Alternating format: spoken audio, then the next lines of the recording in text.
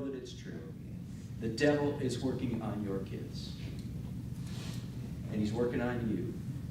And part of growing up in the Christian life is going, oh, I'm a mess. How am I going to get healed?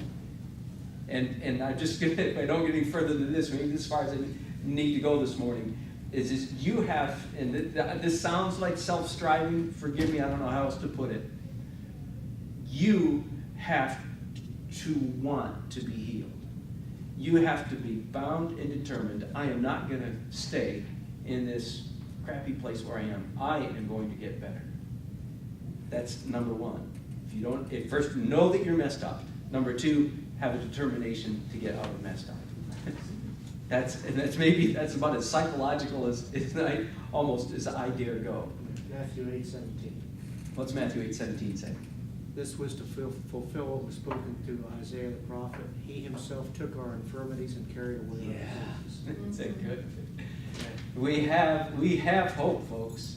He is in the process of healing people, healing us deeply. But we have to open ourselves to the process.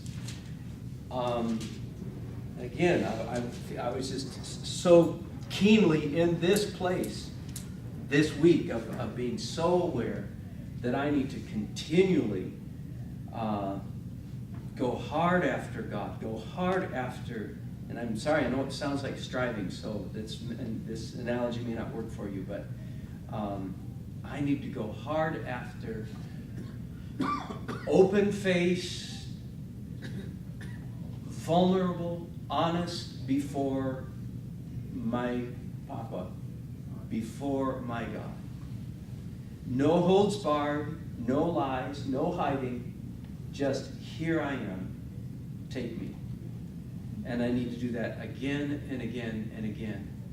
I don't want to give you the illusion, because I get up here most times on Sunday morning and talk about victory. And I believe it. That is my foundation.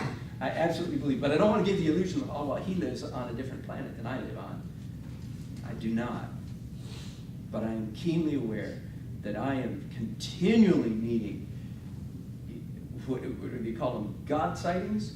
I am continually needing to put myself in a place, here's a key issue, where I feel, and that's the hard part, because our hearts were damaged with the junk that the enemy did to us.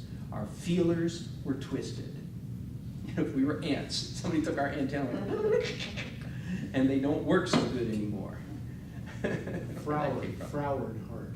Froward heart is twisted. Twisted, exactly. But somehow, my goal, at least, is to get into a place again where I feel God's love. And that, again, I want you to know that is quite different from a lot of the Christianity that many of us were raised in, where we didn't trust feelings, where we denied feelings, where we stuffed feelings, and we said fact, faith, feeling, don't trust your feelings. And you're right, you don't trust your feelings. You don't trust anything except God. You don't trust your mind, your intellect, your interpretation of Scripture. You don't trust any of that, nor your feelings.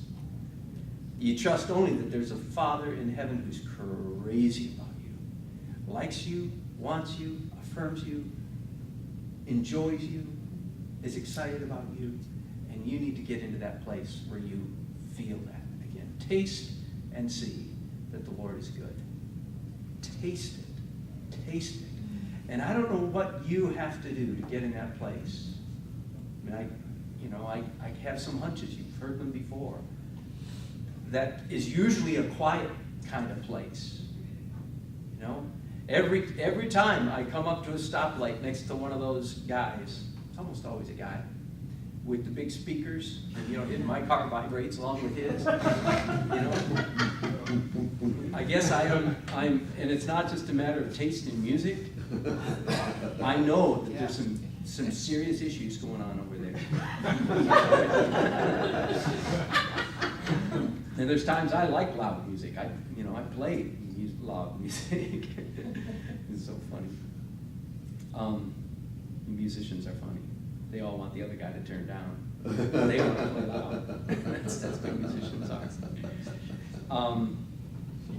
But that place of finding God's heart, feeling God's love, is usually a quiet place. You know, and in this culture, I mean, one of the enemy's tricks is he keeps everything noisy and busy and loud and busy and frenetic and frantic and all that kind of stuff. And you have to work. When I was a kid, you know, when I was a young man, we called it the quiet time. Well, yeah, okay, yeah, kind of. You know, it took me a long time to recover from that teaching because somebody else was trying to fit me into their quiet time. Yeah.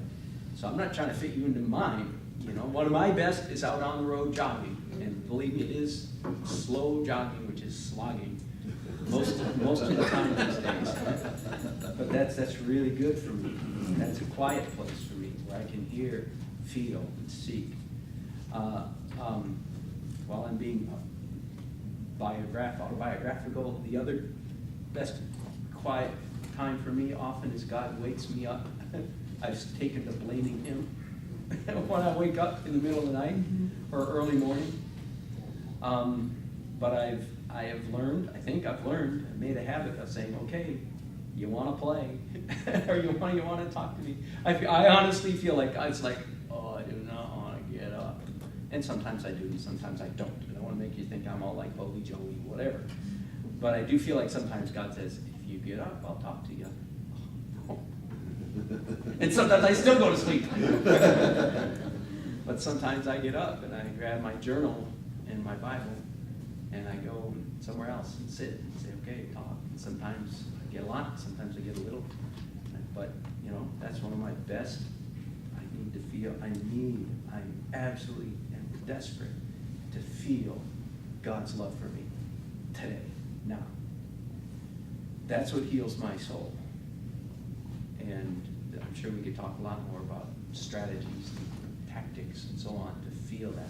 But pretty much that's what it comes down to. You need to, you know, this whole expectation of glory, this he who's begun a good work and you will complete it, needs to be so deep in your soul that you have, going back to this analogy, that you have the wherewithal to get back up in your position of ruling. But oh, it's so much more fun to be in charge. So much more fun to be on the throne than to be in the sewer, you know.